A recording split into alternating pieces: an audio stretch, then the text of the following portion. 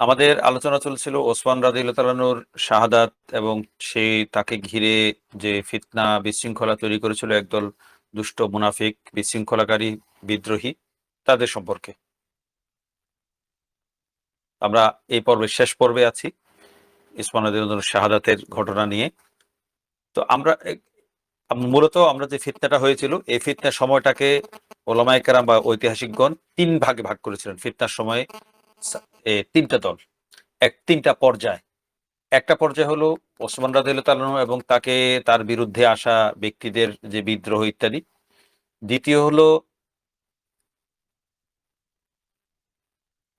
আলী রাদিয়াল্লাহু তাআলা আনহু এবং তার দ্বিতীয় হলো আলী এবং তলহা এবং আম্মা জান আয়েশা ইত্যাদি তাদের দুই পক্ষে যে যুদ্ধ জঙ্গে জামাল।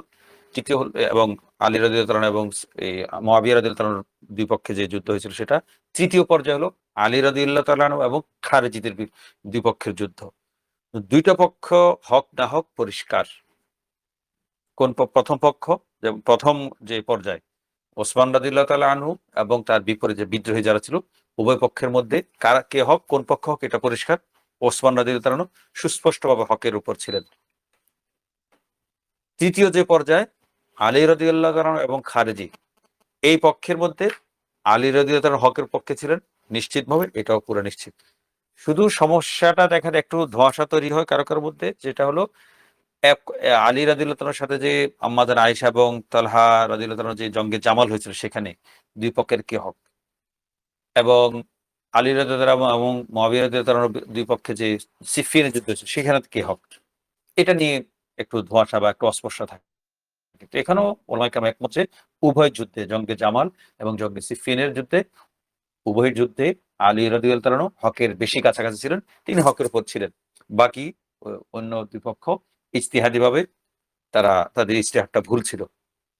আলী রাদিয়াল্লাহু তাআলার ইজতিহাদ এবং অবস্থান সিদ্ধান্ত সঠিক ছিল, এটা আমরা বলতে পারি। আলী রাদিয়াল্লাহু তাআলা যে হকের উপর ছিলেন, প্রথমত ঘটনা দুইটা। প্রথম ঘটনা ওসমান রাদিয়াল্লাহু তাআলা। ওসমান রাদিয়াল্লাহু তাআলা এবং মুনাফিক যে দল বিদ্রোহী দল মদিনা অবরোধ করেছিল, এর মধ্যে কে হক ছিলেন? ওসমান রাদিয়াল্লাহু তাআলা হক ছিলেন। কিভাবে বুঝলাম? নসের মাধ্যমে। নস মানে নবীজির হাদিস টেক্সটের মাধ্যমে। নবীজি গতকাল আমরা বলেছিলাম যে মুনাফিকরা যদি তোমাকে যে এই জামা খুলে ফেলতে বলে তুমি খুলবে না। নবীজি সাল্লাল্লাহু আলাইহি ওয়াসাল্লাম এটা বলেছিলেন।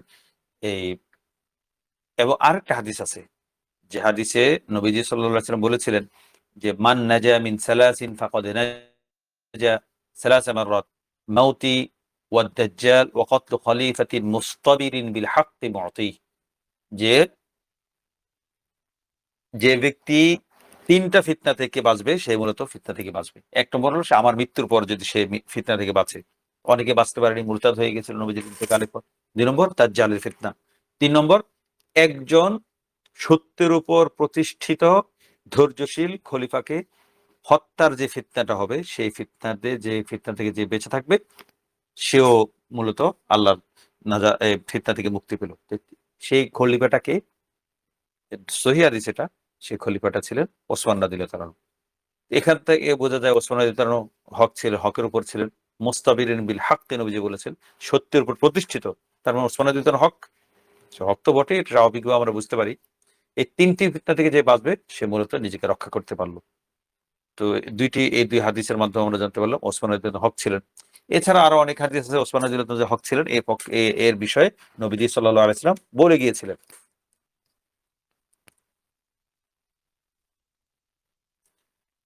তো নবীজি সাল্লাল্লাহু আলাইহি ওয়াসাল্লাম তার জীবদ্দশাতেই এমন কিছু হাদিস বক্তব্য দিয়ে গেছে যেগুলোর মাধ্যমে ফিতনার সময়টাতে হক না হক নির্ণয় করা সহজ হয়ে পড়েছিল।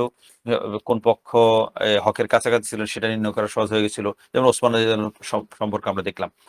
এবং খারেজিদের বিরুদ্ধেও আলী রাদিয়াল্লাহু তাআলা যে হকের উপর ছিলেন সেটা আমরা বুঝতে পারি নবীজির হাদিসের মাধ্যমে। যেমন নবীজি সাল্লাল্লাহু আলাইহি ওয়াসাল্লাম খারেজিদের সম্পর্কে বলেছিলেন যে ইয়াখরুজু ফীকুম কওমুন তাহতাকিরুনা সলাতাকুম মা সলাতিহিম। আমরা হাদিসটা না পড়ি, তরজমাটা পড়ি। যে তোমাদের মধ্যে এমন এক সম্প্রদায়ের আত্মপ্রকাশ ঘটবে যাদের সলাতের তুলনায় তোমরা নিজেদের সলাতকে তুচ্ছ মনে করবে। মানে তারা এত নামাজি হবে, খারেজিদের সম্পর্কে নবীজি বলছেন। তাদের সিয়ামের তুলনায় রোজার তুলনায় নিজেদের সিয়ামকে সামান্য মনে করবে। তাদের নেক আমলের তুলনায় তোমার নিজেদের নেক আমলকে তো নগণ্য মনে করবে। তবে এত ভালো এত আমল হওয়া সত্ত্বেও তারা কোরআন তেলাওয়াত করবে, কিন্তু তাদের কণ্ঠনালী অতিক্রম করে সে কোরআনের হেদায়েত নূর তাদের ভিতরে প্রবেশ করবে না। এবং তাদের অবস্থা কেমন?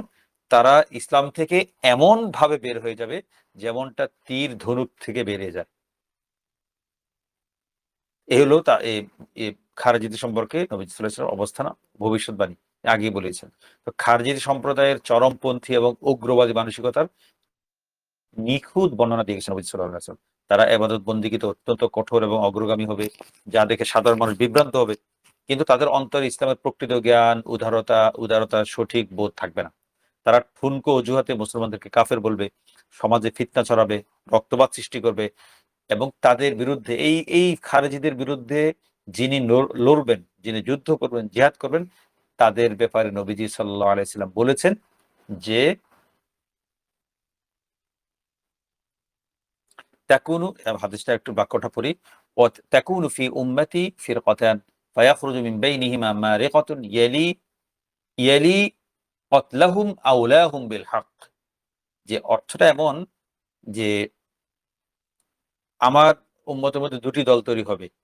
তো তারা দিন থেকে এ এ দুটি দলের মধ্যে তখন দিন থেকে একটা চরমপন্থী দল খারেজি তারা বের হয়ে যাবে। এই বের হওয়ার পরে এই যে যারা বেরিয়ে গেছে তাদের মধ্যে তখন মুসলমানদের মধ্যে দুটি দলের মধ্যে যে দলটি সত্যের অধিক হকদার, অধিকতর নিকটবর্তী, তারা এর বিরুদ্ধে লড়াই করবে। একদল তো তারা খারেজি চরমপন্থী দল বিচ্যুত হয়ে বেরিয়ে গেছে। বিচ্যুত হয়ে বেরিয়ে যাওয়ার পরে দুটি দল থাকবে মুসলমানদের মধ্যে। সেই মুসলমানদের দুটি দলের মধ্যে সবচেয়ে বেশি হক যে, সে হক দলটি খারেজির বিরুদ্ধে লড়াই করবে। তো খারেজির বিরুদ্ধে লড়াই করেছেন কে? দুটি দল ছিল, মুআবিয়া রাদিয়াল্লাহু আনহু দল এবং আলী রাদিয়াল্লাহু তাআলা আনহুর দল। সেই দুই দলের মধ্যে খারেজিদের বিরুদ্ধে যুদ্ধ কে করেছেন? আলী রাদিয়াল্লাহু তাআলা আনহু। এই হাদিস দ্বারা আলী ও মুআবিয়া এবং আলীর মধ্যে কে হক ছিলেন সেটা এই হাদিসের মাধ্যমে নবীজি প্রকাশ করে দিয়ে গেছেন। এবং খারেজি এবং আলীর মধ্যে কে হক ছিলেন, এটারও এই হাদিসের দ্বারা সেটাও প্রমাণিত যে খারেজিরা না হক, আলী রাদিয়াল্লাহু তাআলা হক।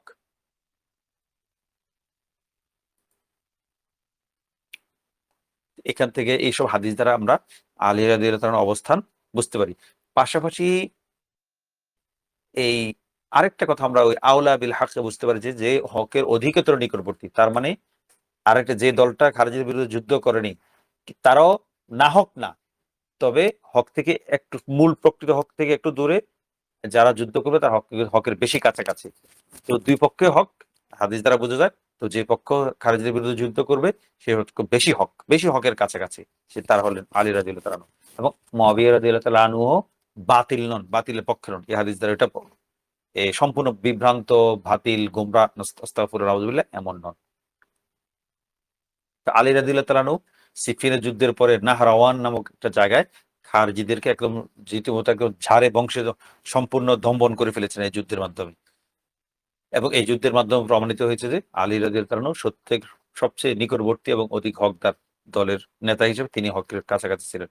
এটা নবীজির পক্ষ থেকে এটা নবীজি এটা সার্টিফাই করে গেছেন। আর সাহাবীরা যে এ পরস্পর দ্বন্দ্ব করেছেন, অনেকে এখান থেকে মুআবিয়া রাদিয়াল্লাহু তাআলা আনহুকে দোষারোপ করেন যে তিনি এ বিচ্ছুত না। নবীজি আমরা যে হাদিসটা বললাম যে সবচেয়ে হকের কাছাকাছি যে আলী। তার মানে যারা একটু হক থেকে একটু দূরে ছিলেন, বাতিল ছিলেন না। হক থেকে আলীর তুলনায় বেশি দূরে কিছুটা দূরে ছিলেন, তারা মুআবিয়া রাদিয়াল্লাহু তাআলা। এখান থেকে তার হকের সীমার মধ্যে থাকাটা প্রমাণ হয়। আরেকটা যে তারা যে মুসলিম ছিলেন সেটাও নবীজির হাদিস দ্বারা প্রমাণ।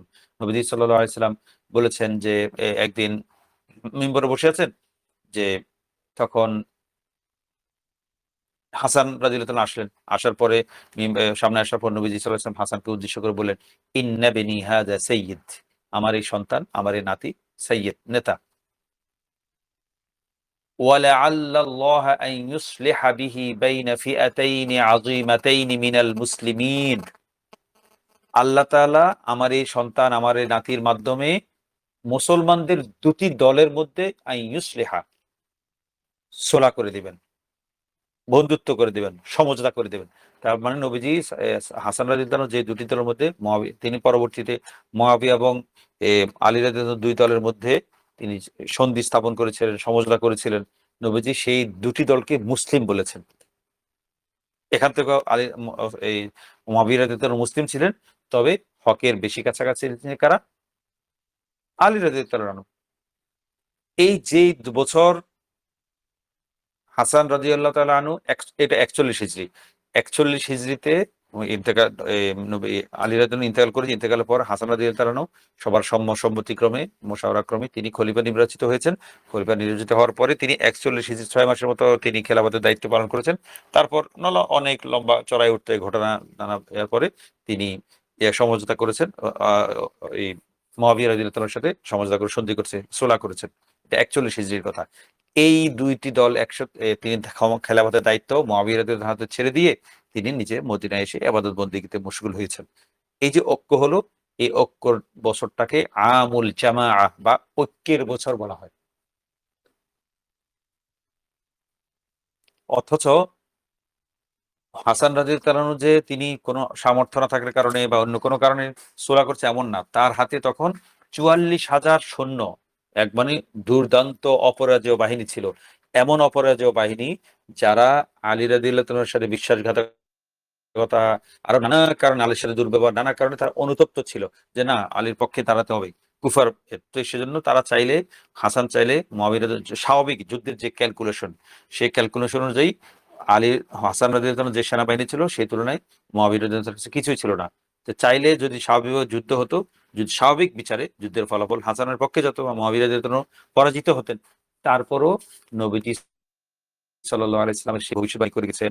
হাসান রাদিয়াল্লাহু আনহু তিনি শুদ্ধ সুন্দর চিন্তার কারণে সার্বিকভাবে তিনি বুঝতে পেরেছিলেন যে ক্ষমতা, জিম্মাদারি, খেলাফতের দায়িত্ব তার চেয়ে মুআবিয়া রাদিয়াল্লাহু আনহু বেশি ভালোভাবে পালন করতে পারবেন, আঞ্জাম দিতে পারবেন। তিনি সব দিক বিবেচনা করে তিনি খেলাফতের দায়িত্ব দাবি ছেড়ে পদত্যাগ করে ক মুআবিয়া রাদিয়াল্লাহু আনহুকে খেলাফতের দায়িত্ব বুঝিয়ে দিয়েছেন। এটা যে কত বড় তার ক্ষমতা ছিল হাসান রাদিয়াল্লাহু আনহুর। ৪৪,০০০ অপরাজেয় দুর্দান্ত একটি বাহিনী তার সাথে ছিল এবং সবাই মরিয়া হয়ে তার পক্ষ হয়ে লড়ার জন্য প্রস্তুত ছিল। তারপরও তিনি এ হাসান রাদিয়াল্লাহু তাআলা তিনি দাবি ছেড়ে দিয়েছেন শুধু মুসলিম উম্মাহর ঐক্যের জন্য, রক্তপাত বন্ধ করার জন্য এবং মুসলিম উম্মাহকে এক পতাকা তলে আনার জন্য।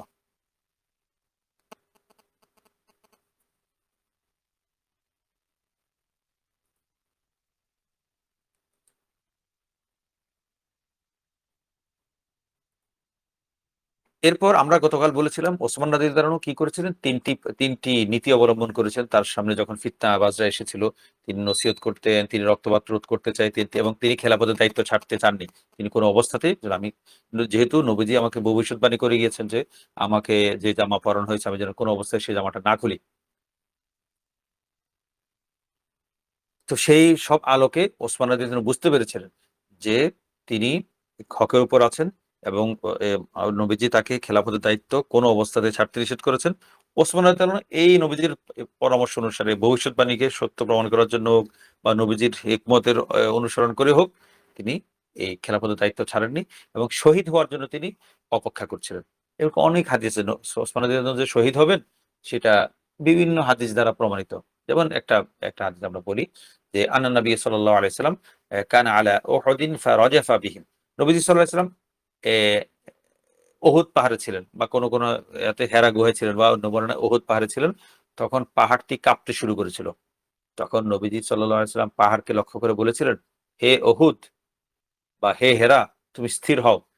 কারণ ফাইন্না আলাইকা নাবিয়্যুন ওয়া সিদ্দীকুন ওয়া শাহীদান।" যে তুমি নাড়াচাড়া কেন করছো? স্থির হও। তোমার উপর এই মুহূর্তে একজন নবী আছেন, একজন সিদ্দিক আছেন এবং ২ জন শহীদ অবস্থান করছেন। তখন সেই সময় বলা হয় নবীজির সাথে কারা ছিলেন? আবু বকর ছিলেন, ওমর ছিলেন, ওসমান ছিলেন। এখানে নবীজি স্বয়ং সিদ্দিক হলেন আবু বকর আর ২ জন শহীদ, বাকি ২ জন ওমর এবং ওসমান। বাস্তবে তারা শহীদ হয়েছিলেন। এই হাদিস দ্বারাও নবীজি ইশারা করে গিয়েছেন যে ওমর এবং ওসমান শহীদ হবেন। তখন এই হাদিসকে এই ঘটনাগুলোকে ইঙ্গিত করে ওসমান রাদিয়াল্লাহু আনহু তার বিরুদ্ধে যারা বিদ্রোহ করেছিল, তাকে যারা অবরুদ্ধ করেছিল, তাদের উদ্দেশ্যে তিনি বলেছিলেন, "আমি আল্লাহর দোহাই দিয়ে, আল্লাহর কসম দিয়ে তোমাদেরকে জিজ্ঞাসা করছি, তোমরা কি জানো না নবীজি যখন এ মদিনায় হিজরত করে এসেছিলেন তখন মদিনায় বিইরে রুমা, রুমা নামক যে কূপ আছে, সেই কূপ ছাড়া পানের উপযোগী আর কোনো মিষ্টি পানির ব্যবস্থা ছিল না। তখন রাসূল সাল্লাল্লাহু আলাইহি ওয়াসাল্লাম বলেছিলেন, যে ব্যক্তি নিজের অর্থ দিয়ে এই কূপটি কিনে মুসলমানদের জন্য ওয়াকফ করে দিবে, তা আল্লাহ তাকে জান্নাতে উত্তম বিনিময় দান করবেন। আমি তখন নিজের একটা নিজস্ব অর্থ দিয়ে বিয়ের রুমাটা, এটা মুসলমানদের, এটা সর্বসাধারণের জন্য ছিল না, ব্যক্তি মালিকানাধীন ছিল।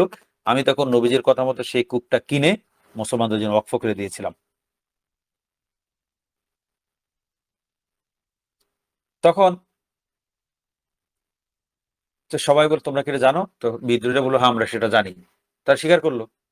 আমরা তো তখন ওসমান গনি এরপর জিজ্ঞাসা করলেন, তোমরা কি জানো যে আমি আমার নিজের সম্পদ দিয়ে জাইশুল উসরা মানে তাবুক যুদ্ধের অনাহারী সংকটাপন্ন সেনাবাহিনী প্রস্তুত করার বিষয়ে বিশাল ভূমিকা পালন করেছিলাম?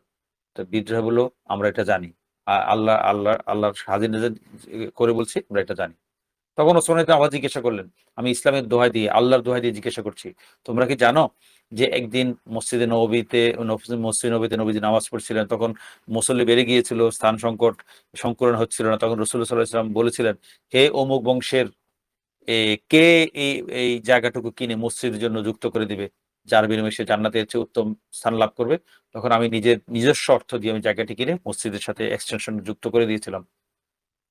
আর তোমরা আজ আমাকে এই মসজিদে, আমার যে এক্সটেনশন করা, আমার সংস্কার, আমার টাকা দিয়ে বানানো মসজিদে তোমরা আমাকে নামাজ পড়তে বাধা দিচ্ছ। তোমরা কি এটা জানো না আমি যে আমার টাকা দিয়ে মসজিদটা সম্প্রসারণ হয়েছিল? বিদ্রোহীরা বলে, আমরা জানি। তো এরপরে ওই যে আমরা একটু আগে হাদিস বললাম, সে হাদিসটা ওসমান গনি বলেছেন যে, তোমরা কি জানো না, আল্লাহর দোহাই, আল্লাহর কসম দিয়ে বলছি, যে আমি একদিন মক্কার একটা পাহাড়ে ছিলাম, তখন আবু বকর ছিলেন, ওমর ছিলেন, তখন পাহাড় কাঁপতে শুরু করেছিল। তখন নবী সাল্লাল্লাহু আলাইহি ওয়াসাল্লাম তাকে বলছে, হে পাহাড় তুমি স্থির হও, তোমরা কি এই ঘটনা জানো না? জানি। তখন ওসমান গনি বললেন, আল্লাহু আকবার, তোমরা নিজেরাই আমার পক্ষে সাক্ষ্য দিলে যে আমি একজন শহীদ। তোমরা শহীদ সাক্ষ্য, তারপর আমার বিরুদ্ধে তোমরা যুদ্ধ করতে আসছো, আমাকে শহীদ করতে এসেছো, তোমরা সেই অপরাধ করতে এসেছো। তো এত কিছুর পরও আসলে চোরে শোনে না ধর্মের কাহিনী। এত সুন্দর করে বোঝানো, দলিল দিয়ে বোঝানো, হাদিসের দলিল দিয়ে বুঝিয়েছেন, এবং সে হাদিস তারা মেনেও নিয়েছে। কিন্তু তারপরও এই পাপাচার পাপিষ্ঠ লোকেরা, তাদের মন ভিজেনি, তারা এত কিছু জানার পর সত্য পরিষ্কার হয়ে গেছে। ওসমান গনি তাদেরকে বারবার তাদেরকে এ বুঝিয়েছেন, এবং তারা সেটা বুঝেছে, তারা স্বীকার করেছে। তারপরও তারা বিদ্রোহ থেকে, ওসমান রাদিয়াল্লাহু শহীদ করা থেকে পিছিয়ে আসেনি, পিছু হটেনি। আল্লাহ তার শয়তান যখন সাওয়ার হয়, তখন আসলে আর কিছু করার নেই। তো ওসমান রাদিয়াল্লাহু তাদেরকে বারবার সতর্ক করেছেন যে, দেখো, আমি তোমাদেরকে বারবার বুঝাচ্ছি, তোমরা যাতে সঠিকটা সত্যটা বুঝো। তোমরা শুধু হাদিস দিয়ে না, নবীজির হাদিস দিয়ে না, তিনি অকাট্য যুক্তি দিয়ে বুদ্ধিভিত্তিক ভাবেও তাকে হত্যা করা যে ক্ষতিকর হবে, এটা তিনি বারবার ঠান্ডা মাথায় ধীরস্থির ভাবে বুঝিয়েছেন। তিনি বলেছেন যে, ইস্তাবকুনি ওয়ালা তাসফিকু দামি, তোমরা আমাকে যেমন আমার জীবন রক্ষা করো, আমার রক্তপাত করো না, ওয়ালা তাকতুলুনি, আমাকে হত্যা করো না। ফাওয়াল্লাহি লাউ কাতালতুমুনি লা তারজিউ বা'দি সাফফান ওয়াহিদান আবাদান ওয়ালা তুকাতিলুনা আদুওয়ান সাফফান ওয়াহিদান আবাদান ওয়ালা তুসাল্লুনা খালফা ইমামিন আবাদান। ওসমান রাদিয়াল্লাহু আনহু তাদেরকে শেষ যুক্তি দিয়ে বলছেন যে, আমাকে রক্ষা করো, আমার রক্তপাত করো না। আল্লাহর কসম, তোমরা যদি আমাকে হত্যা করো, আমাকে হত্যা করার পর তোমরা আর কখনো ঐক্যবদ্ধ হয়ে এক ইমামের পিছনে নামাজ পড়তে পারবে না। এক হয়ে শত্রুর বিরুদ্ধে লড়াই করতে পারবে না। আরো এক হয়ে কোনো কিছু করতে, তোমাদের ভিতরে একটা স্থায়ী ফাটল তৈরি হয়ে যাবে। আমাকে যদি তোমরা হত্যা করো, শহীদ করে দাও। তো বাস্তবে তাই ঘটেছিল। ওসমানের শাহাদাতের পর থেকে মুসলিম উম্মার মধ্যে বিভিন্ন দল, উপদল, শিয়া, খারেজি, নানা ধরনের দল তৈরি হয়েছে। সেই যে বিভক্ত হয়েছে, আজ পর্যন্ত সেই ঐক্য, এক পুরো উম্মাহ এক চিন্তা, একমত, এর উপর আর উঠে আসতে পারেনি। ওসমান যে যা আশঙ্কা করে গেছিলেন, যেটা ভবিষ্যৎবাণী সেটাই হয়েছে।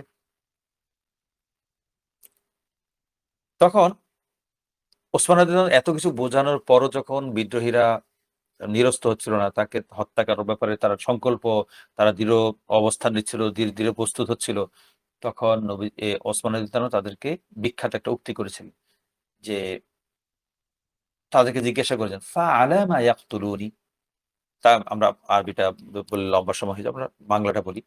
তোমরা তারা কেন আমাকে হত্যা করতে চায়? অথচ আমি রাসূলুল্লাহ সাল্লাল্লাহু আলাইহি ওয়াসাল্লামকে বলতে শুনেছি, কোন মুসলমানের রক্ত হালাল নয় ৩ টি কারণ ছাড়া।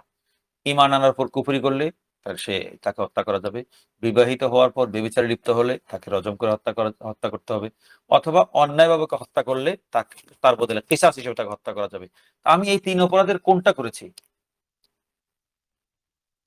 আমি তো কাউকে করিনি, ইসলাম ত্যাগ করিনি, আমি কাউকে অন্যায়ভাবে হত্যা করিনি, আমি কোনো জেনা ব্যভিচারে লিপ্ত নেই। ওসমান রাদিয়াল্লাহু আনহু বলেছেন, আমি ইসলামে আসার পর তো দূরের কথা, ইসলামে আসার আগেও জাহিলি যুগে আমি কখনো ব্যভিচার করিনি, আমি কাউকে অন্যায়ভাবে হত্যা করিনি, এবং ইসলাম কবুল করার পর অন্য কোনো আদর্শকে আমি ধারণ করিনি। তারপর তারা কেন আমাকে হত্যা করবে?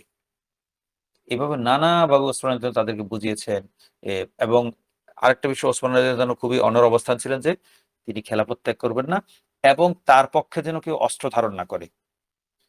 তার এই অনড় অবস্থান দেখে আনসার সাহাবীরা তাকে বারবার প্রস্তাব দিয়েছিলেন যে, ইন শি'তা কুন্না আনসারাল্লাহি মাররাতাইন। আমিরুল মুমিনিন, আপনি যদি চান, আমরা তো আগে একবার নবীজির আনসার হয়েছিলাম, আমরা দ্বিতীয়বার আপনার জন্য আনসার হতে আমরা সম্পূর্ণ প্রস্তুত। এবং বড়, বড় সাহাবী এবং আলী রাদিয়াল্লাহু তাআলা বড়, বড় সাহাবীদের সন্তানরা পর্যন্ত ওসমান রাদিয়াল্লাহু আনহুর রক্ষায় পুরো শতভাগ প্রস্তুত ছিলেন।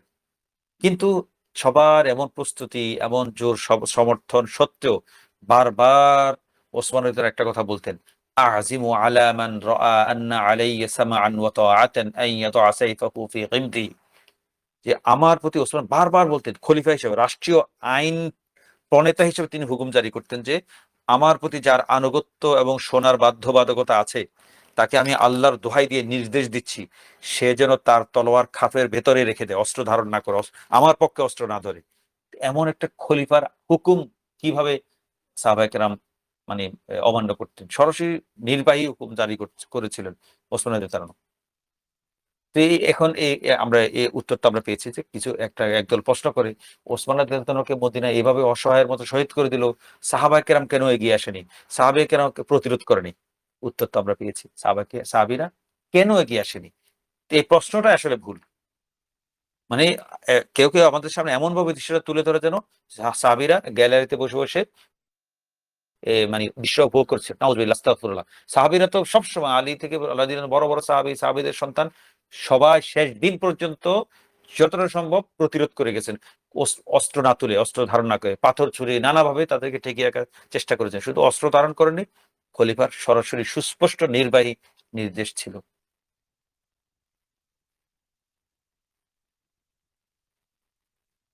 ওসমান রাদিয়াল্লাহু তাআলা বারবার বলতেন যে, উযাক্কিরুল্লাহ, আমি তোমাদেরকে আল্লাহর কথা স্মরণ করে দিয়েছি। উযাক্কিরুল্লাহ রাজুলান আন ইউহরাকা দামুহু ফিয়্যা। আমি আল্লাহর দোহাই দিয়ে বলছি, কোন ব্যক্তি যেন আমার কারণে আমার জীবন বাঁচাতে গিয়ে নিজের এক ফোঁটা রক্ত না ঝরায়। এটা তিনি বারবার বলছিলেন। তো ওসমান এমন অনড় অবস্থানে ছিলেন। তার এই অবস্থানের কারণেই যে সবাইকে প্রশ্ন করেছিল, পরবর্তীতে আলী রাদিয়াল্লাহু তাআলাকে প্রশ্ন করেছিল যে, ওসমানকে যখন শহীদ করেছিল, আপনার উপস্থিতিতে কিভাবে ওসমানকে শহীদ করা হলো? তখন আলী রাদিয়াল্লাহু তাআলা উত্তর দিয়েছিলেন, ইন্না ওসমানা কানা ইমাম।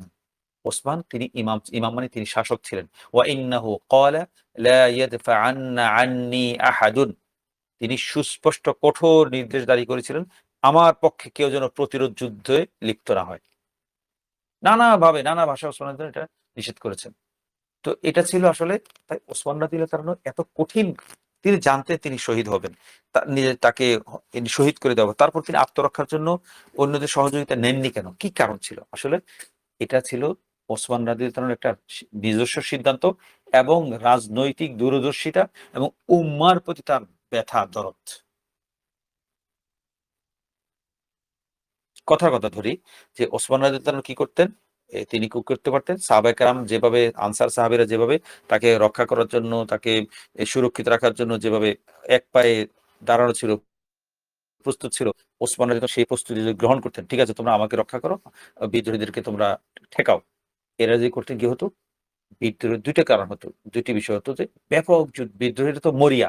তারা জানে যে তারা চিহ্নিত হয়ে গেছে। এখন তাদের এসপার ওসপার একটা কিছু করতে হবে।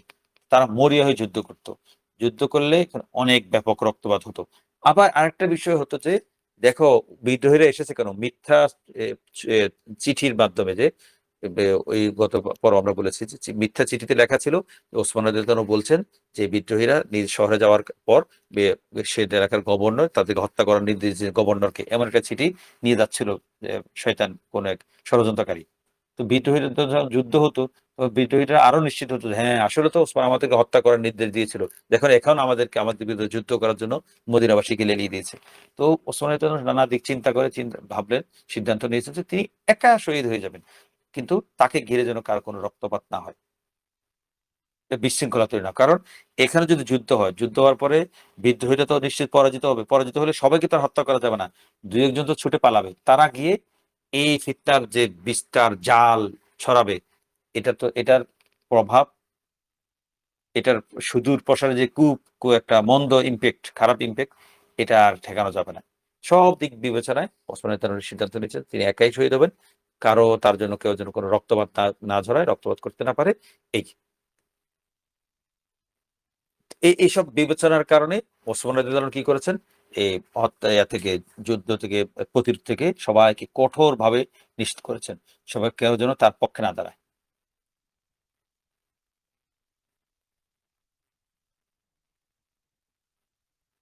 তো এ এ এ এটা এখানে আমাদের সামনে আরেকটা কয়েকটা বিষয় আসবে যে তিনি ওসমান রাদিয়াল্লাহু আনহু জানতেন যে তার ব্যাপারে ফয়সালা আল্লাহর ফয়সালা হলো তিনি শহীদ হবেন। এবং তিনি বিভিন্ন নবীজির হাদিসের মাধ্যমে তার ছিল, তার কাছে সেটা প্রমাণও ছিল। এসব বিবেচনায় তিনি শহীদ হওয়ার জন্য প্রস্তুতি নিচ্ছিলেন। শহীদ হওয়ার ক্ষেত্রটা তিনি কোনোভাবে নষ্ট করতে চাননি এবং মদিনায় তার কারণে রক্তপাত যাতে না হয় এটা তিনি এ একদম কঠিন আইন করে সেটা তিনি করেছেন।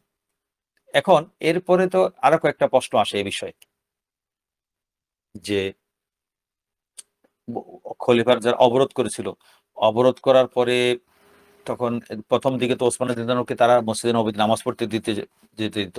কূপ থেকে পানি আনতে দিত। শেষের দিকে এমন হলো যে ওসমান রাদিয়াল্লাহু নামাজ পড়তেও যেতে দিত না। এবং তাকে পানি ঘরে ঢুকতেও নিষিদ্ধ করেছিল। ঘরে পানিও যেতে পারবে না। তখন মসজিদে ইমামতি কি করতেন? মসজিদ নববীতে কখনো আলী রাদিয়াল্লাহু তাআলা করতেন, কখনো আবু উমামা করতেন। আবার কখনো বিদ্রোহীদের কেউ কি করত?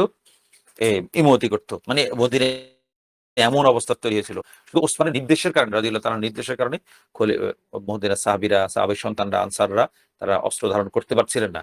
কঠোর নির্দেশের কারণে। তখন একজন ইমাম যখন বিদ্রোহীরা করছিল যে মসজিদের ইমামতি করছিল, তখন একজন গিয়ে ওসমান রাদিয়াল্লাহু আনহুর কাছে প্রশ্ন করল যে, "আমরা কি তারা তো করলেন, বিদ্রোহী তো নামাজে ইমামতি করছে। তখন আমরা কি তাদের পিছনে নামাজ আদায় করব?" তখন ওসমান রাদিয়াল্লাহু আনহু একটা ঐতিহাসিক উত্তর দিয়েছিলেন। তিনি কি বলেছেন? "ইস্তাকিমু ওয়া লান তুহসু।" তোমরা দ্বীনের উপর অবিচল থাকো এবং এই অবিচল থাকার যে কি সওয়াব সেটা তোমরা গুণে শেষ করতে পারবে না। যে আবার এটা বলছেন, "ওয়া আলামু আন্না খায়রা আ'মালিকুমুস সালাহ।" যে জেনে রাখো তোমাদের শ্রেষ্ঠতম আমলের মধ্যে শ্রেষ্ঠতম আমল হলো সালাত। ওয়ালা ইউহাফিজু আলাল ওযু ইল্লা মুমিনুন।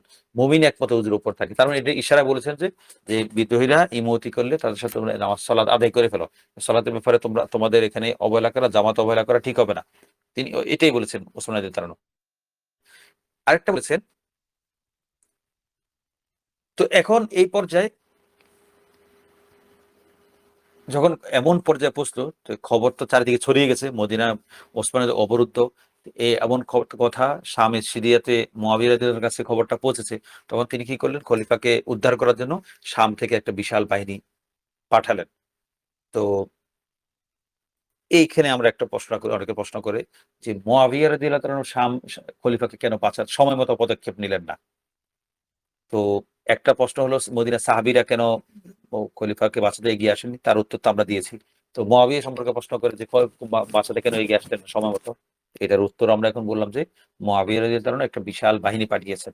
তো পাঠানোর পরে সেই মুয়াবিয়া বাহিনীর পাঠানোর সংবাদ যখন শুনল মদিনার বিদ্রোহীরা, তারা দ্রুত এ খবর আসা সেনাবাহিনী আসার খবর শুনে তার সাথে তাকে শহীদ করে দিয়েছিল। এছাড়াও আরেকটা বিষয়, ওসমান রাদিয়াল্লাহু সংকটের সময়, বিদ্রোহের সময়, অবরোধের সময় তাকে প্রস্তাব দেওয়া হয়েছিল আপনি মক্কায় চলে যান। তো ওসমান বললেন, "আমি রাসূলের হিজরতের স্থান মদিনা ছেড়ে কোথাও যাব না।" তারপর তাকে প্রস্তাব দেওয়া হয়েছিল আপনি তাকে এদের বিরুদ্ধে যুদ্ধ করার অনুমতি দেন আমাদেরকে। সাহাবায়ে কেরাম তার কাছে অনুমতি চেয়েছেন। ওসমান বললেন, "আমি আমার কারণে মদিনায় রক্তপাত করতে দেব না।" তো তখন তাকে প্রস্তাব দেওয়া হয়েছিল আপনি শামে, সিরিয়ায় ও মুয়াবিয়ার কাছে চলে যান। সেখানে আপনি নিরাপদ থাকবেন। নবীজি এই প্রস্তাবের প্রত্যাখ্যান করেছেন। কারণ এসব কেন ছিলেন? ওসমান রাদিয়াল্লাহু আসলে নবীজির যে ভবিষ্যৎবাণী সেটার অপেক্ষা করছিলেন।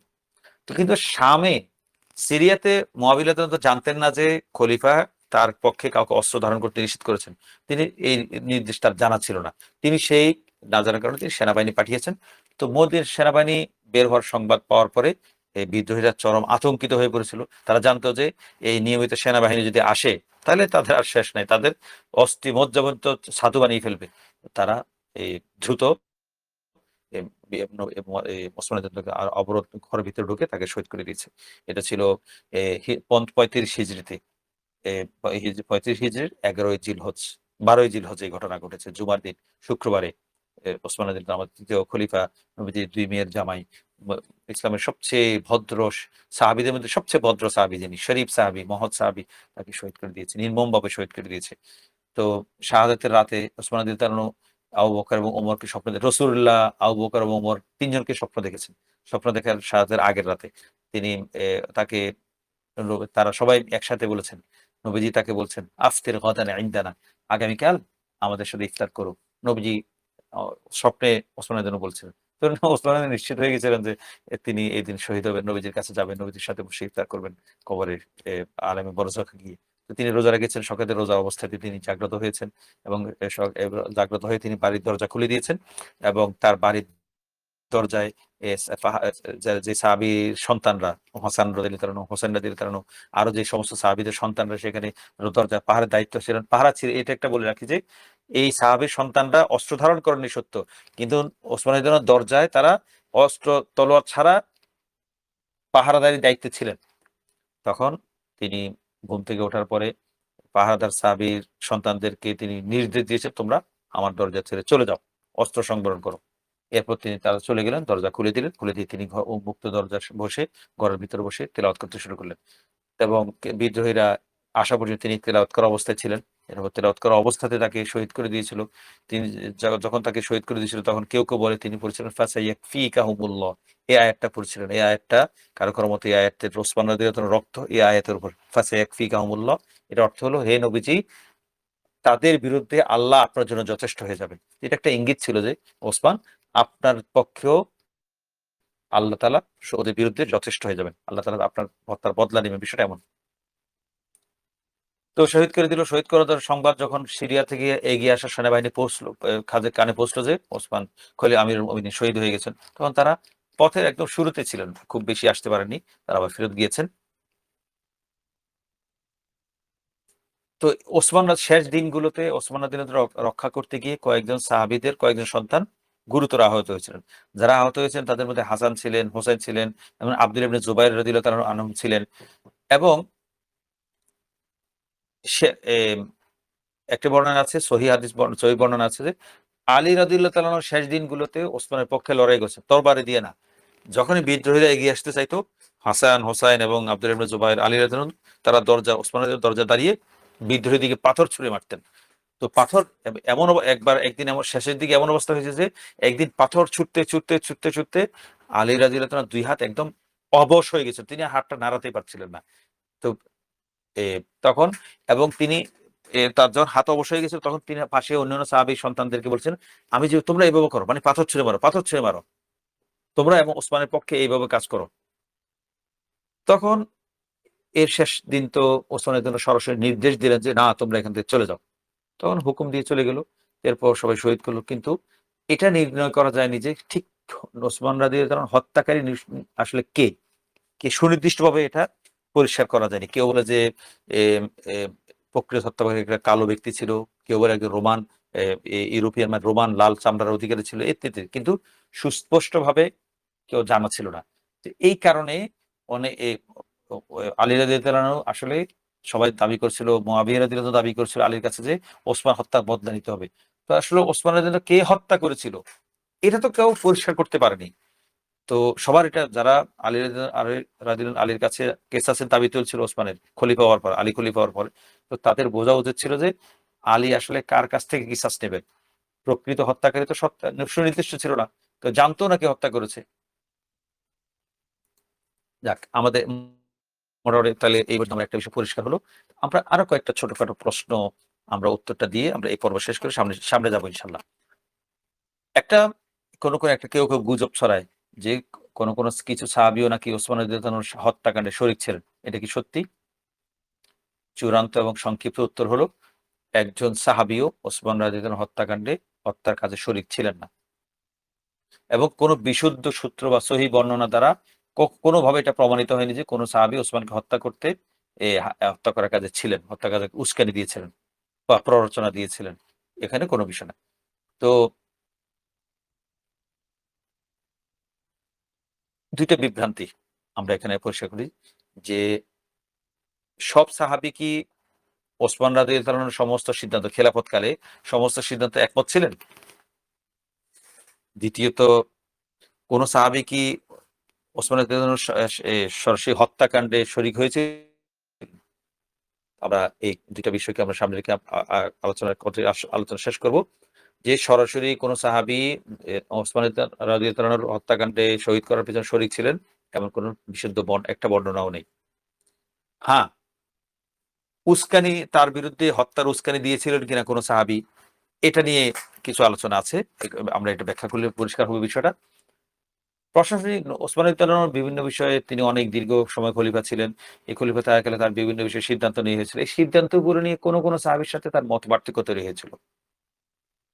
যেমন আবু যরের সাথে মুআবিয়া রাদিয়াল্লাহু আনহুর পর সম্পদের ব্যাখ্যা নিয়ে আমরা গত পর্বে আগে আলোচনা করেছি। দ্বিমত হয়েছিল। তো মত পার্থক্য হতেই পারে।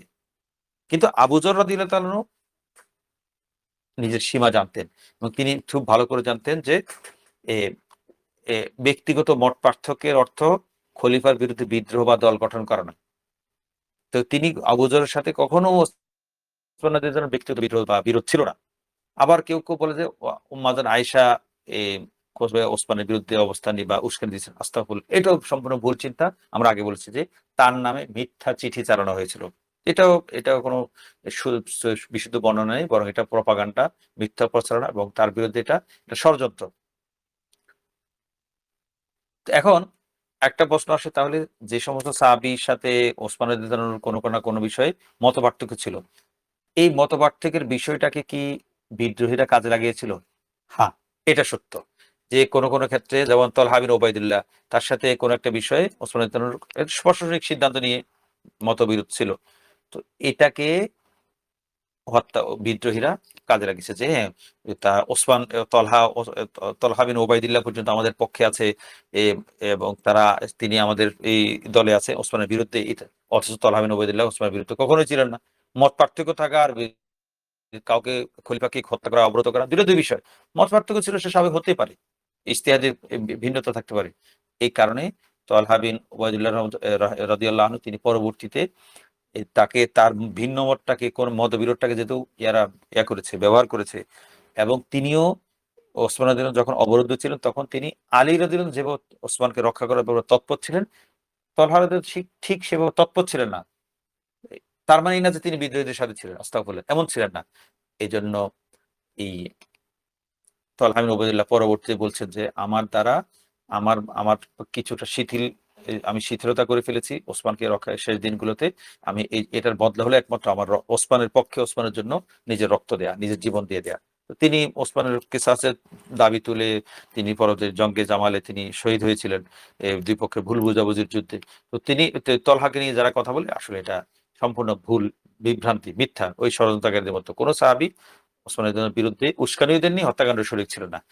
তবে ২ টি নাম নিয়ে খুব বেশি করা হয়। বিভ্রান্তি ছড়ানো সেটা হলো একটা হলো মোহাম্মদ বিন আবু বকর, আবু বকর রাদিয়াল্লাহু তাআলার ছেলে। আরেকটা হলো মোহাম্মদ বিন আবি হুযাইফা। এই ২ জন। এই ২ জনকে নিয়ে খুব বিভ্রান্তি ছড়ানো হয় যে এই ২ জন সরাসরি ওসমানের হত্যাকাণ্ডে শরীক ছিলেন, উস্কানি দিয়ে ফিতনাবাজদের সাথে ছিলেন। তো এখন আমরা ১ম এ দেখি মোহাম্মদ বিন আবু বকর কে? আমরা জানি তিনি আবু বকর রাদিয়াল্লাহু তাআলার সন্তান। তার মায়ের নাম আসমা বিনতে উমাইস। তার সন্তান কখন এই সন্তান মোহাম্মদ বিন আবু বকর কখন জন্ম হয়েছিলেন? জন্ম হয়েছিল বিদায় হজের সময়। বিদায় হজ কখন হয়েছিল? ১০ম হিজরিতে। তার মানে বিদায় হজের সময় এর জন্ম, নবীজি যখন ইন্তেকাল করেন তার বয়স মাত্র ৩ মাস। সাহাবী কিভাবে হয়? নবীজি যখন ইন্তেকাল করছিলেন মোহাম্মদ বিন আবু বকর তখন দুগ্ধপোষ্য শিশু, ৩ মাসের দুধ খাওয়া শিশু। তো স্বাভাবিকভাবেই তাকে সাহাবীদের কাতারে শামিল করা যায় না। একটা বিষয় গেল তিনি সাহাবী নন। আরেকটা বিষয় মোহাম্মদ বিন আবু বকর কি ওসমানের রাদিয়াল্লাহু তাআলার বিরুদ্ধে আন্দোলন উস্কানিতার মধ্যে শামিল ছিলেন? হ্যাঁ, ছিলেন।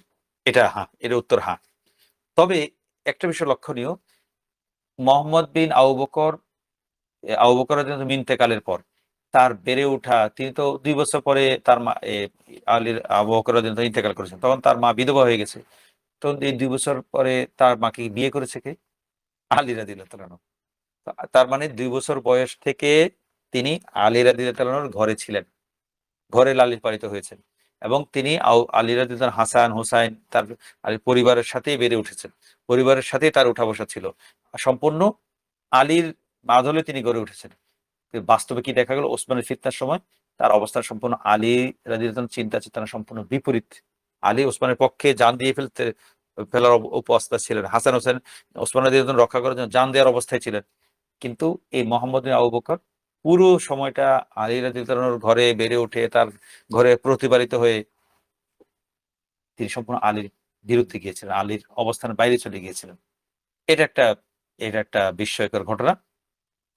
আবার আরেকটা বিষয়, পরবর্তীতে তিনি জঙ্গে জামাল যুদ্ধে আলীর পক্ষে ছিলেন। তার বোন অপর আলী জঙ্গে জামালে তো এক পক্ষে আলী রাদিয়াল্লাহু, অপর পক্ষে তালহা বিন উবাইদুল্লাহ এবং উম্মুল মুমিন উম্মুল মুমিন আয়েশা রাদিয়াল্লাহু তাআলা। এইখানে বোনের পক্ষে না গিয়ে তিনি আবার কার পক্ষে থেকেছেন? আলী রাদিয়াল্লাহুর পক্ষে থেকেছেন। তো পুরো বিষয়টা আসলে জটিল এবং ধোঁয়াশাপূর্ণ। তো শেষ কথা আমরা আবার বলি যে প্রথমত তিনি সাহাবী ছিলেন না। যে দ্বিতীয়ত তার মোহাম্মদ বিন আবু বকর সম্পর্কে যে বিশুদ্ধ বর্ণনা আছে যে ওসমান অবরোধের সময় যেদিন হত্যা করা হয়েছিল, সেদিন তিনি সবার আগে দেয়াল টপকে বা দরজা ভেঙে বা দরজা দিয়ে ওসমান রাদিয়াল্লাহু তাআলার কাছে গিয়েছিলেন। কে? মোহাম্মদ বিন আবু বকর। তখন গিয়ে তিনি ওসমান রাদিয়াল্লাহু তাআলার করেছেন, এ সামনে এগিয়ে গেছেন। সামনে এগিয়ে গিয়ে হয়তো ওসমান রাদিয়াল্লাহু তাআলা দাঁড়ি ধরেছে মোহাম্মদ বিন আবু বকর তাকে শহীদ করার জন্য। তখন ওসমান রাদিয়াল্লাহু তাআলা বলেছিলেন, লাকাদ আমসাকতা বিলিহিয়াতিন কানা আবুকা ইউকরিমুহা। তুমি আজ এমন একটি দাড়ি খামচে ধরেছ, যে দাড়িগুলোকে তোমার বাবা আবু বকর অত্যন্ত সম্মান করতেন, ইকরাম করতেন। অন্য একটা বর্ণনা আছে যে তুমি আমাকে হত্যা করতে এসেছো, বাইনি ওয়া বাইনাকা কিতাবুল্লাহ। তুমি আমার মাঝে এবং তোমার মাঝে আল্লাহর কিতাবে ফায়সালা করবে। এই কথা শুনে, দুইটি উক্তি শুনে মোহাম্মদ বিন আবু বকর অত্যন্ত লজ্জিত এবং অনুতপ্ত হয়ে তার বিবেক জেগে উঠেছিল। তিনি পিছুটান দিয়ে সরে গেছেন। খলিফার গায়ে কোনো রকম আঘাত করেন। এটা বিশুদ্ধ বর্ণনায়। তার মানে তিনি এই ওসমান রাদিয়াল্লাহুর বিরুদ্ধে জনমত তৈরিতে ছিলেন, উস্কানিদাতা ছিলেন এবং অবরোধকারীদের মধ্যেও ছিলেন মোহাম্মদ বিন আবু বকর, এবং হত্যা করার দলেও অগ্রগামী ছিলেন। কিন্তু তিনি হত্যা করার ওসমান রাদিয়াল্লাহুর কথা শুনে তিনি সরে এসেছেন। তো আবারও বলি, তিনি নবীজির ইন্তেকালের সময় তিনি ৩ মাসের দুগ্ধপোষ্য শিশু ছিলেন। তিনি সাহাবী ছিলেন না। এটা তাহলে ১ম মোহাম্মদ বিন আবু বকরের বিষয়টা গেল। আশা করি আমাদের কাছে পরিষ্কার হয়েছে মোহাম্মদ বিন আবু বকরের অবস্থান। তার কেন হচ্ছে ওসমান গনির বিরুদ্ধে গেছে এটা বিস্ময়কর। এটা কোনো এই জটিল বিষয়টা আসলে বোঝার উপায় নেই। তিনি আবু বকরের সন্তান, বেড়ে উঠেছেন আলীর মতো মানুষের কাছে। তার পালক পিতা, তার পালক ভাইয়েরা, পালক ভাইয়েরা পর্যন্ত ওসমানের পক্ষে। তিনি কিভাবে অদ্ভুত বাইরে চলে গেলেন। যাক, শেষমেশ আল্লাহ রক্ষা করেছেন। তিনি ওসমানের হত্যার মতো জঘন্য কাজে শরিক হননি, অনুতপ্ত হয়ে পিছিয়ে এসেছেন। যাক, এখন আমরা দ্বিতীয় ব্যক্তি যে মোহাম্মদ বিন আবি হুযায়ফার কাছে যাই। তার ঘটনা আরো বেশি আশ্চর্যজনক এবং অদ্ভুত। তিনি কেন ওসমানের বিরুদ্ধে একই বয়স মোহাম্মদ বিন আবু বকর এবং আব্দুল্লাহ বিন মোহাম্মদ বিন হুযায়ফা, আবি হুযায়ফা বয়স প্রায় কাছাকাছি, সেম বয়সের। তো এই ব্যক্তিকে মোহাম্মদ বিন আবু হুযায়ফাকে মোহাম্মদ বিন আবি হুযায়ফা বিন উতবা বিন রাবিআহ। মানে কি? ইনি হলেন এ মুআবিয়া রাদিয়াল্লাহু তাআলার মাকে হিন্দ। এই হিন্দের ভাই ছিল কে? একজন ভাই ছিল হুযায়ফা। এই হুযায়ফা, তার মানে মোহাম্মদ বিন আবি হুযায়ফার ফুফি ছিলেন কে? হিন্দ। আর মুআবিয়া ছিলেন মোহাম্মদ বিন আবি হুযায়ফার ফুফাতো ভাই, আপন ফুফাতো ভাই। আর তার বাবা মোহাম্মদ বিন আবু হুযায়ফার মোহাম্মদ বিন আবি মোহাম্মদের বাবা আবি হুযায়ফা তিনি কি ছিলেন? তিনি এই ১২ হিজরিতে ১২ হিজরিতে মোরতাদদের বিরুদ্ধে যে ওই যে আবু বকর খেলাফতকারী দিলেন ইয়ামামা যুদ্ধে মোরতাদের বিরুদ্ধে জিহাদ করতে গিয়ে শহীদ হয়েছেন। তো পিতা শহীদ হয়ে গেছেন। এখন তার মাকে কে বিয়ে করেছে কে? তার মাকে বিয়ে মাকে বিয়ে করেছিলেন কিনা জানি না, কিন্তু এই এতিম বাচ্চাটাকে লালন পালন করেছে কি, ছোট্ট এতিম বাচ্চাটাকে ওসমান রাদিয়াল্লাহু তাআলা আনহু। ঠিক যেভাবে মোহাম্মদ বিন আবু বকরকে প্রতিপালন করেছেন কে, আলী রাদিয়াল্লাহু তাআলা আনহু, ঠিক মোহাম্মদ বিন আবি হুযায়ফা বিন উতবা বিন রবিয়াকে তার বাবা শহীদ হওয়ার পর তাকে ঘরে কোলে তুলে নিয়েছেন, লালন পালন করেছেন ওসমান রাদিয়াল্লাহু তাআলা। তিনি খলিফার ঘরে নিজের সন্তানের মতো পরম স্নেহে তিনি আদর করে যত্ন করে তাকে লালন পালন করেছেন।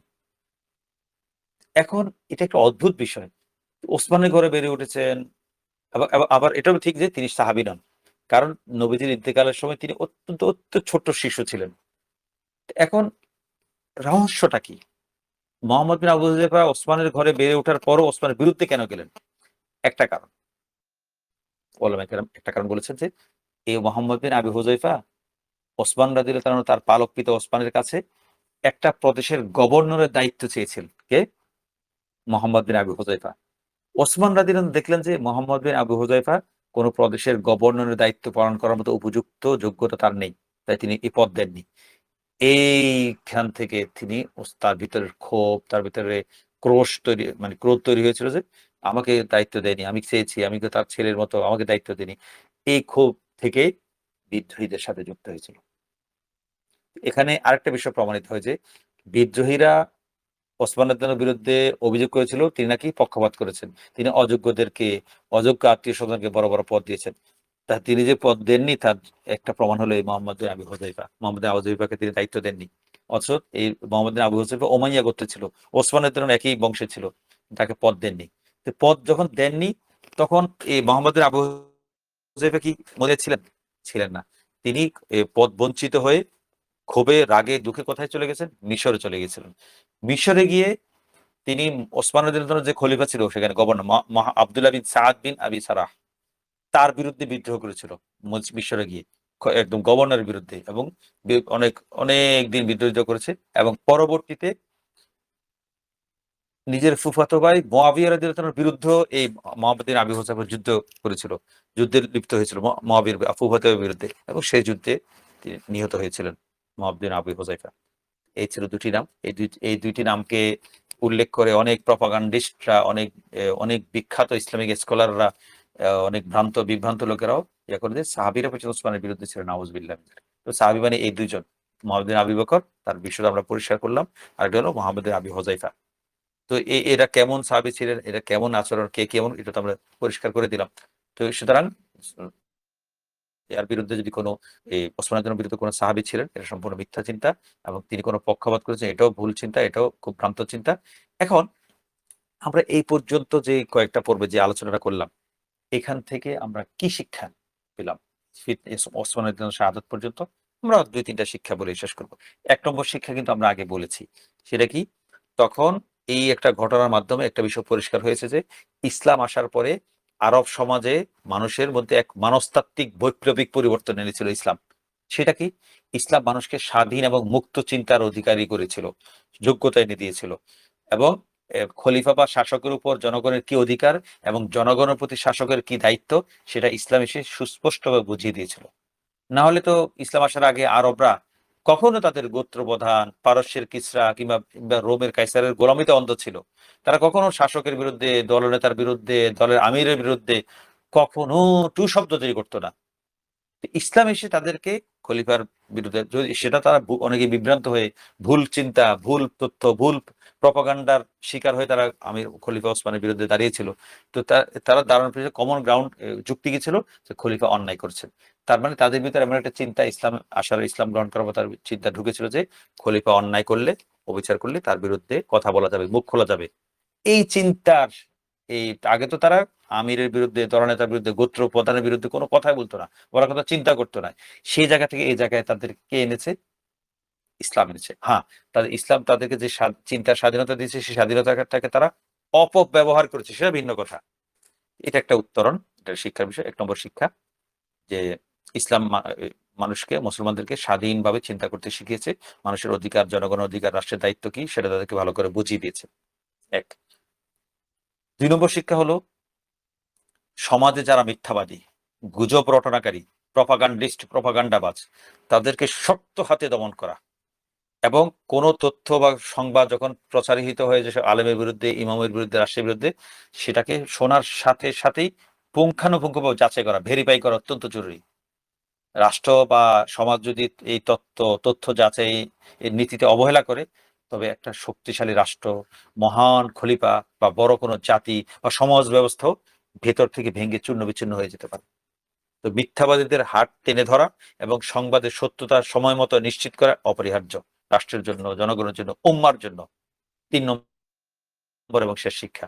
৩ নম্বর হলো একটি কুচক্রী, দুর্নীতিবাদ, চক্রান্তকারী গণমাধ্যম, সেটা প্রথম আলো হোক, যেই হোক, একটা প্রপাগান্ডা মেশিন যে কত ভয়ঙ্কর হতে পারে, একটা বিদেশি রাষ্ট্রের গোলাম যেগুলো দাস, কুলাঙ্গার, পদলেহী পত্রিকা, মিডিয়া হাউস যে কতটা ভয়াবহ হতে পারে, সেটা বর্তমান প্রধানমন্ত্রী, বর্তমান সরকার যারা আছে তারা জানতে পারে যে একটা রাষ্ট্র একটা মিথ্যা গুজব ছড়িয়ে, মিথ্যা কথা ছড়িয়ে, মিথ্যা মামলার কথা বলে, মিথ্যা ইমেজ দিয়ে একটা দলকে, একটা ব্যক্তিকে কিভাবে মেরুদণ্ড ভেঙে দিয়ে যেতে পারে, কত কিছু করতে পারে। এবং আরো একটা দল, ইসলামী দলগুলোকে কিভাবে বড় বড় নেতাদেরকে ফাঁসি দিয়ে দিতে পারে, বড় বড় নেতাদেরকে মিথ্যা মামলা, মিথ্যা যুক্তি, মিথ্যা সাক্ষী এনে ফাঁসিতে ঝুলিয়ে দিতে পারে। এটা এবং এগুলো কেন?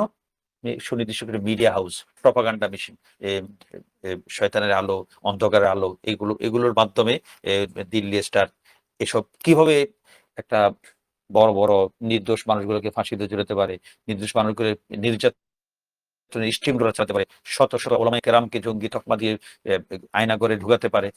এটা সুস্পষ্ট প্রমাণ যে একটা দুষ্ট শয়তান মিডিয়া কি করতে পারে।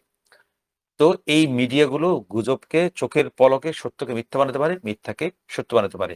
তো এই ফিতনা থেকে, ওসমান রাদিয়াল্লাহু ফিতনা থেকে সেটা বোঝা যায় যে কোথা থেকে কি বানিয়ে ফেলেছে। তিল থেকে তাল, তাল থেকে তিল, এভাবে করে তারা ওসমান রাদিয়াল্লাহুর বিরুদ্ধে একটা বিশাল জনগোষ্ঠী দাঁড় করাতে পেরেছিল। সেই জনগোষ্ঠীকে অনেক কুফা, বসরা, মিশর থেকে টেনে এনে মদিনায় হাজির করতে পেরেছিল। এবং সেই মিথ্যা প্রপাগান্ডার শিকার ১৩০০ বছর পরেও অনেক বড় বড় ইসলামিক, তথাকথিত ইসলামিক স্কলাররা পর্যন্ত বিভ্রান্ত হয়ে গেছিল সেই প্রপাগান্ডিস্টদের মিডিয়ার প্রচারণার কারণে। সেই ১৩০০ বছর, ১৪০০ বছর আগের প্রপাগান্ডা দ্বারা এখনো ইউরোপিয়ানরা তো বটেই, বিখ্যাত কুখ্যাত ইসলামিক স্কলাররা পর্যন্ত, বিপ্লবকারীরা পর্যন্ত বিভ্রান্ত হয়ে ওসমানের বিরুদ্ধে অপবাদ ধরে আঙ্গুল তোলে, নাউজুবিল্লাহ মিন যালিক। তো প্রপাগান্ডা কত মারাত্মক হতে পারে, এই ঘটনাটা আমরা শিক্ষা পেতে পারি। যাক, আল্লাহ তাআলা আমাদেরকে যা কিছু বলা হলো আজ সেই অনুযায়ী আমল করার, এক্ষেত্রে ভালো করে শিক্ষা নেওয়ার তৌফিক দান করুন।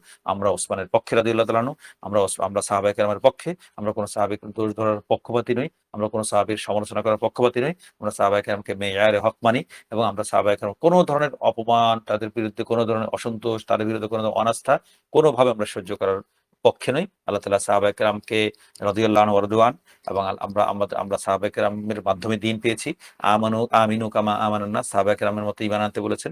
ফাইন আমানু বিমিসলি মা আমানতু ফাকাদ ইহতাদাউ, আমরা যদি সাহাবায়ে কেরামের মতো ঈমান আনি তাহলে আমরা হিদায়াত পাবো। এই হলো আমাদের আকীদা, বিশ্বাস, শ্রদ্ধা, ভালোবাসা, মহব্বত, আনুগত্য।